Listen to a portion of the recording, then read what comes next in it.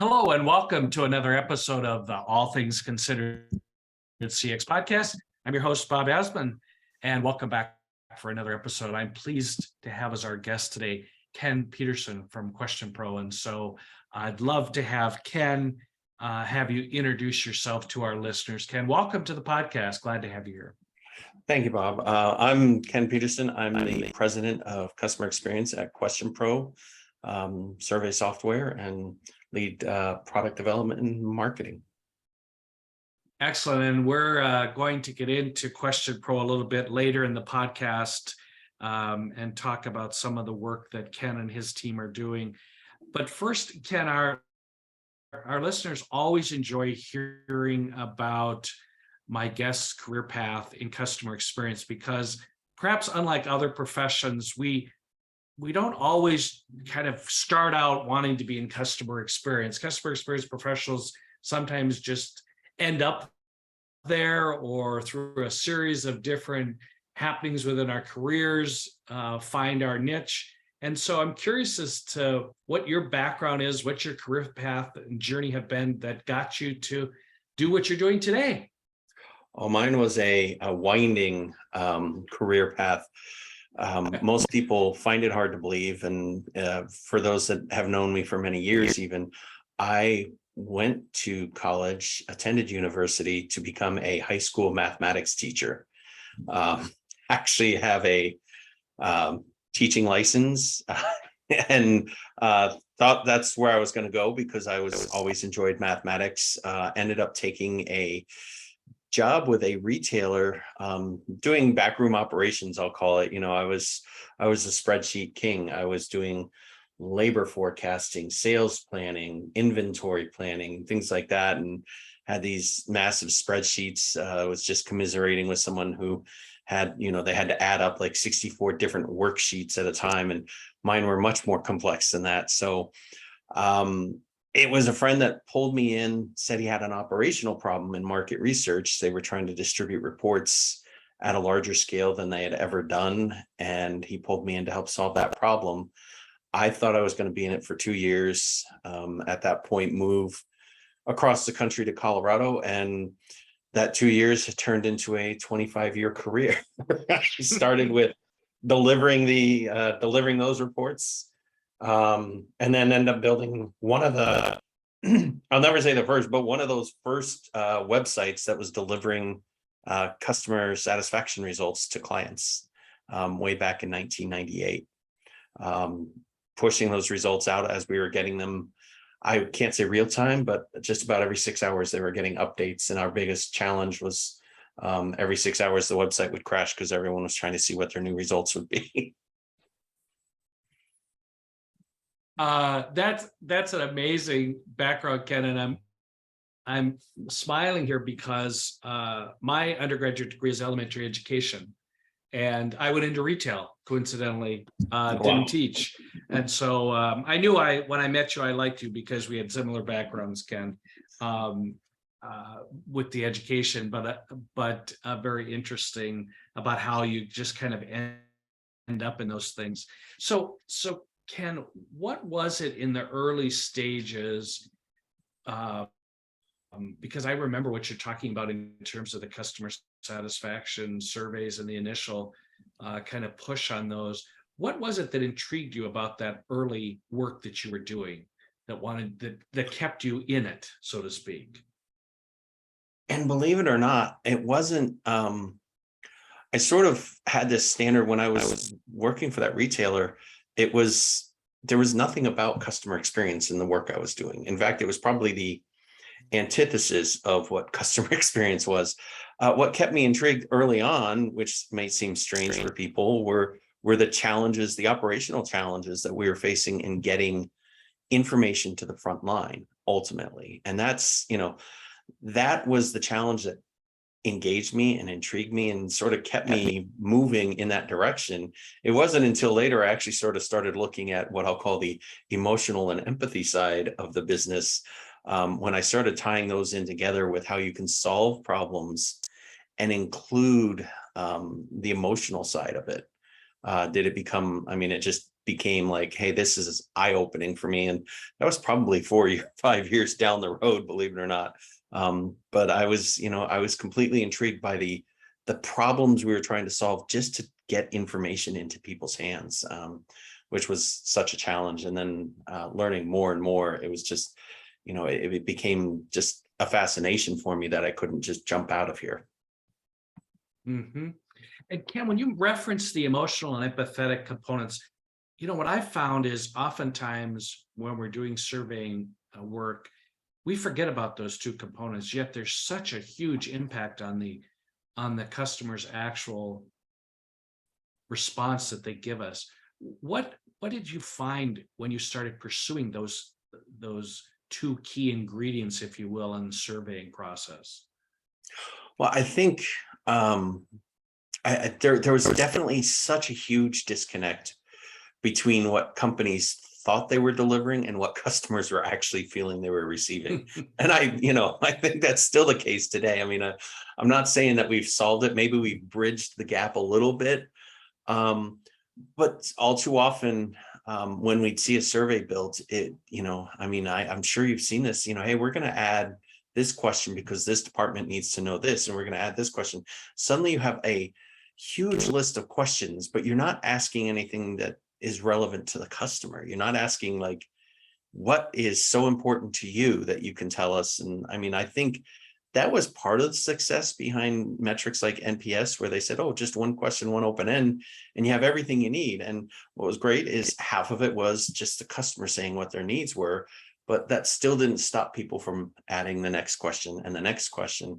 Suddenly you're asking 40 questions and all of them are operational, so you can tie them back to a KPI instead of really pursuing what's important to the customer. And it's still a challenge. Man, that's so true. And you're right. It's still a challenge, but you're just so spot on there with those comments, Ken. So this is a great lead in. What do you think? What is the state of customer experience from your perspective right now? I mean, when you look at the pandemic and the supply chain crisis and all the rest, what are you seeing from where you sit and the work that you're doing? Well, we're certainly seeing an evolving customer base, as we'll call it. The expectations have shifted. There was a certain amount of time in there during the pandemic where there was so much empathy to the employees that were serving us. And I think that's shifted. I don't know if all the shifts are happening simultaneously, though. I mean, customers were very understanding. Hey, these people are working through a pandemic to help support us. And now people feel like have emerged from that, and the employees might not have emerged as well because they didn't get the time off, shall we say. They didn't get to work from home. They didn't, all those things that, a lot of people take for granted. These frontline workers have been there through it all. And I think we're starting to see some people, some customers feeling like they're getting pushed back from a service level. And the biggest thing that people embraced during the pandemic, such as self-checkout and technology, people are starving for that attention now. A friend of mine, Jonathan Hawkins, talks about empathy at scale. How does a machine know that you have a problem? If you're at a self-checkout, and you pause for 30 seconds, is it because you need help, or is it just because you're trying to find what next to scan, or you're just looking for the credit card in your wallet, whatever it is? But there's just so many things now that during the pandemic, because we tried to keep, social distancing and all those things employed during our interactions with employees, it's now created a situation where employees haven't engaged with customers as much. Customers are being asked more and more to engage with the technology instead of employees. And there's a real disconnect there. There's people are screaming that, I want some attention now. I want service. I want to be able to talk to someone. I can't do everything through ATM and self-checkout. Well, Ken, that's a really fascinating observation and trend that you're seeing, because I will concur with you in what I've read and my experiences. Early on in the pandemic, there was a lot of empathy from customers. We were all going through this together, right? And so you're trying to help me, I'm trying to help you. And we saw a shift maybe 8-12 months into the pandemic where people said, okay, you've had enough time to figure this out, company A, whoever that is, and yet today we still see companies saying, due to the pandemic, we can't give you very good service. I mean, they don't say it that way, but that's the implication. And so it's fascinating that customers are now coming back and saying, I do want the personal touch. And it is, and in some ways, companies have forgotten how to deliver that. They think personal touch is a marketing email that says, "Oh, here's coupons for the 3 things that you bought with us last month that you haven't bought recently, according to your loyalty card." That's not, I mean, that's some level of personalization, but it's not that I'll call it the empathetic personalization that people are looking for. And a lot of that can only be delivered, honestly, by a human that's saying, "Hey, I understand your problem of what you're looking for." And then you go into some of these, I mean, I was at a retailer, I won't name them, but big department store. It was amazing how difficult it was just to find an employee to check out. I had to locate what I was trying to purchase. It's hard to imagine. It's hard to find a belt nowadays. So there's such a small little rack of them that, I spent probably 20 minutes looking for where they're at. And then once I found it, I'm like, I can't find anyone where I can go pay for this. And I ended up having to walk out of the store without what I came, without the belt, because there was no place where I could find an employee. And I flagged down one person and he says, "Oh, I'll find someone for you." Disappeared and no one ever showed up. And these kinds of, I mean, there was a lot of company benefits to some of the things that happened during the pandemic. There was a lot of things, being able to go towards that self-checkout saves a lot of money on labor, things like that. But they definitely they've missed the boat when it comes back to the fact that people now need these things. Ken, why is this so hard for organizations to realize this? I just shake my head sometimes because organizations spend so much time on lots of other things. And by the way, in the pandemic, unfortunately for customer experience professionals, we saw companies treat CX as like a travel expense, like discretionary expense that could be done away with. And you go, oh my gosh, at the time when you need customer experience, you're doing away with it. But from your perspective and the many companies you work with, why is this so difficult? I think despite all of the technology and tools and thought leadership out there about breaking down silos in organizations, bringing people together, working collaboratively, those silos still exist. I mean, it's amazing to me sometimes if, we'll engage with a client and say, oh, they want to know, what's the ROI on doing A, B, or C? And you just ask for a simple thing like, okay, what's the average price of a product sold in your location? Or what's the average markup on a product sold? No one has that information and it takes months to get it. And then by then they've moved on to something else. And, so even like just asking for one little number, never mind, can we get a list of, how much an individual customer spends based on the survey responses we get. They have these little, I'll call them fiefdoms, where they just control, hey, this is my data. I control the CRM and you control CX. So you stay in CX and you control EX. So you stay within EX, and they're not getting together. And physically and metaphorically, they're not getting together and saying, let's talk about how we can solve a problem across the organization. I would agree with you 100%. It just seems to be an ongoing challenge. So Ken, before we go much further, I'd love to learn a little bit more about QuestionPro and some of the work you're doing, as you've alluded to some of the clients you're working with and your perspective on CX. So tell us a little bit about QuestionPro. Yeah, QuestionPro actually started way back in 2005. And by full disclosure, I came across them when I was working with one of my prior companies. They were one of our vendors. I actually managed all of our technology vendors. And QuestionPro was one of them. And they were forward thinking at the time. They were looking at mobile. I mean, this is back in 2006, 7, and 8, where they were talking about mobile devices being, king in terms of capturing information, collecting information, conducting surveys. And fast forward many years, I actually thought I was going to step away for a little bit and take some time off. And Vivek called me and said, hey, I want you to take the CX platform to the next level, which was exciting for me because, I mean, for years I've been sitting there biting my tongue at a very large organization going, gee, we really need to be innovative. We need to do something different because, the world's passing, not just, the large full service companies, but it was also passing the technology companies by. They were looking at things, through their own, how do we sell this without adding any cost to it?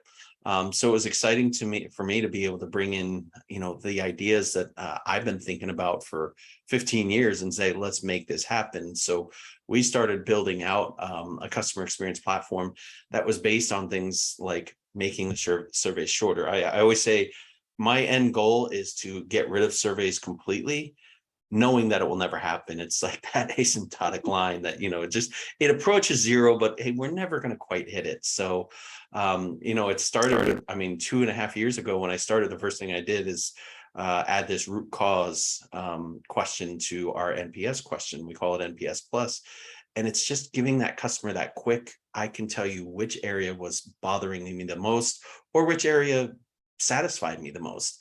And just that one additional click just provided so much more depth and detail to not just the NPS, but also the open end that they then provide to you later. So we were able then to take those root causes. We now apply them to the closed loop feedback. We now apply them to what we call outer loop, being able to aggregate those root causes, determine things that are going wrong on a systemic level and fix them. Because one of the things that always blew my mind, it was a car rental agency. I used them every week for 3 years. About a year and a half into it, I had a problem one week. I got the survey. I filled out the survey. All I got was an automated email with a $25 coupon. Didn't get a call from anyone. I guess they didn't see my business as important enough. For the next year and a half, I did that. I completed the survey. Didn't use the coupons, to be fair. I just completed the survey, give them a poor rating, and see if I would get any sort of response. It wasn't until I stopped traveling to that location. About 3 months later, someone called me and said, gee, we noticed you haven't rented in a while. Well, that's a long time to go. A year and a half of complaints. And then finally someone go, well, you stopped spending money. We got to fix this problem now. And so what I want to do with outer loop is prevent that. If you see a problem coming up over and over and over again, there's a solution to fix it. And closed loop feedback, that inner loop, just responding to the complaint isn't good enough. You have to fix the problem. Otherwise, you're still going to get that complaint. And so we've sort of built the platform around that idea that these root causes are everywhere. And then we're talking about delight and the delight areas that, really can enhance an experience. And delight is an ongoing pursuit. I'll just say, everyone says, oh, well, top box, that's delight. Well, no, it's not. To me, delight is that moment that you're surprised with, and it's positive, not a negative surprise. I think, I just had one last week where I was boarding the plane. I sat down in my seat. The pilot came back and said, hey, you're hitting your 2 million mile mark with us on this flight, which was depressing in some ways. But Right.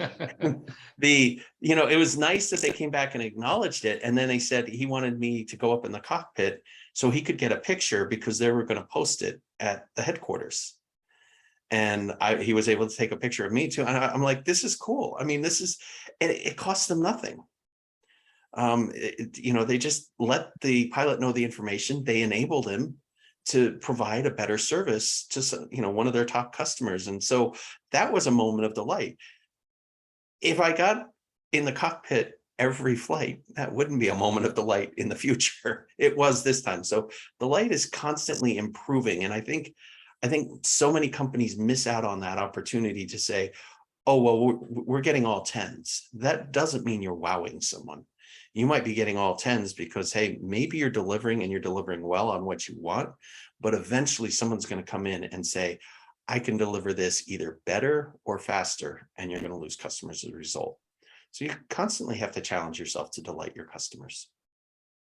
No question about it. And I love this root cause approach that you're taking, Ken, because we've talked a lot about service recovery processes and customer experience. And oftentimes, if you make a mistake, the customer will kind of give you a little bit. They'll give you the mistake, but they don't expect you to make the same mistake twice.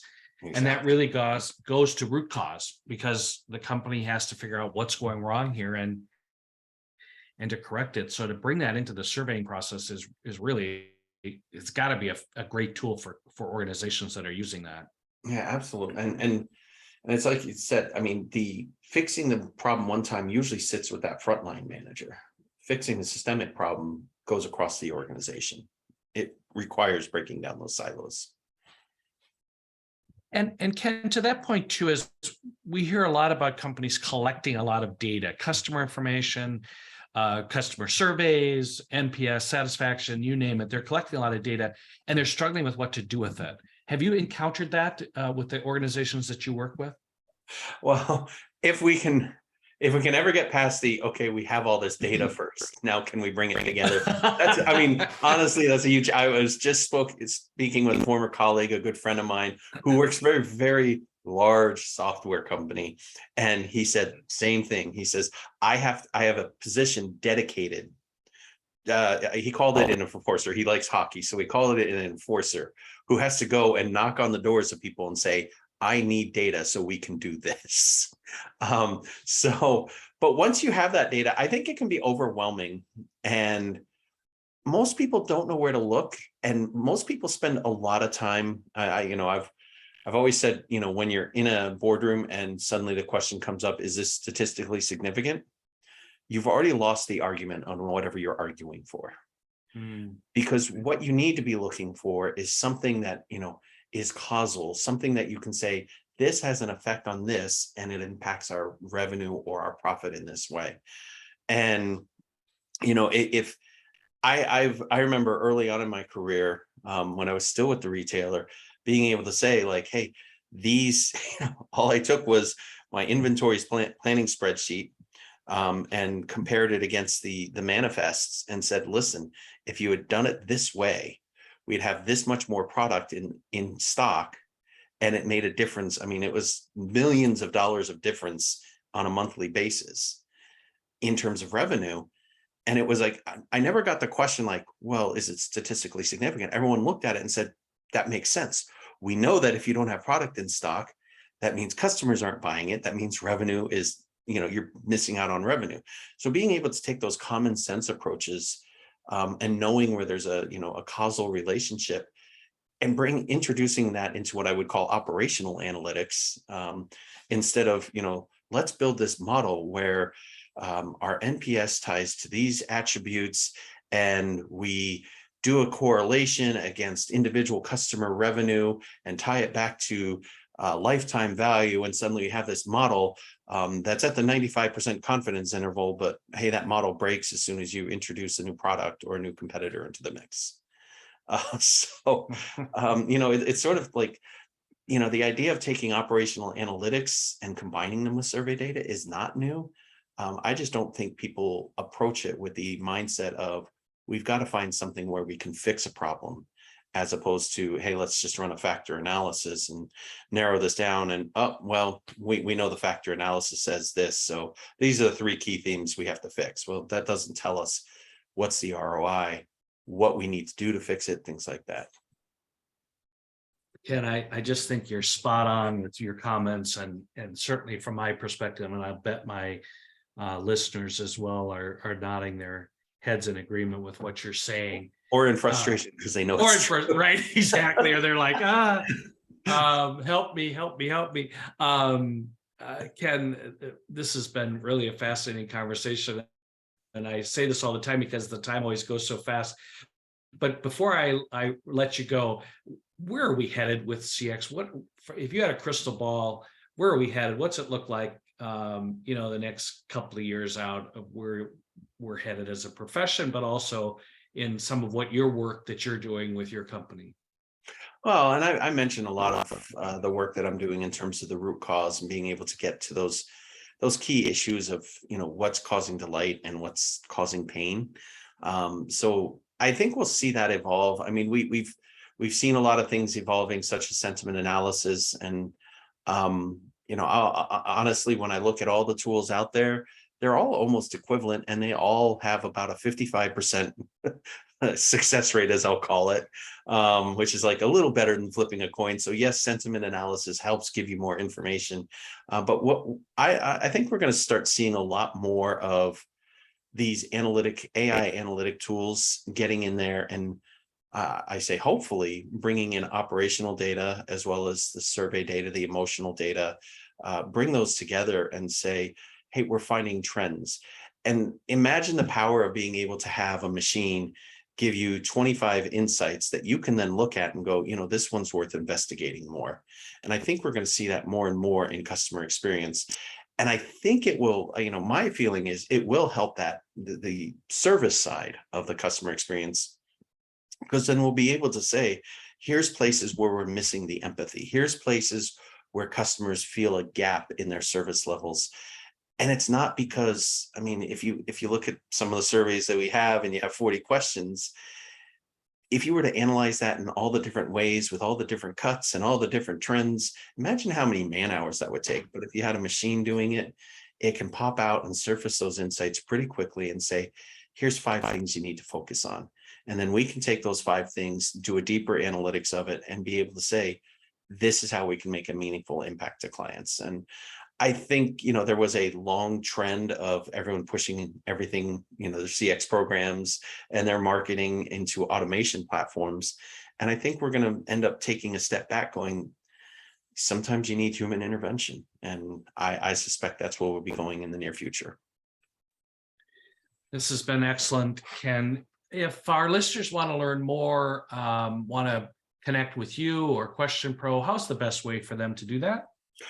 Of course, they can always find me on LinkedIn, or you can go to questionpro.com/Ken, and you can set up a meeting directly with me there. Just click on the Meet Now button and I'll get notified.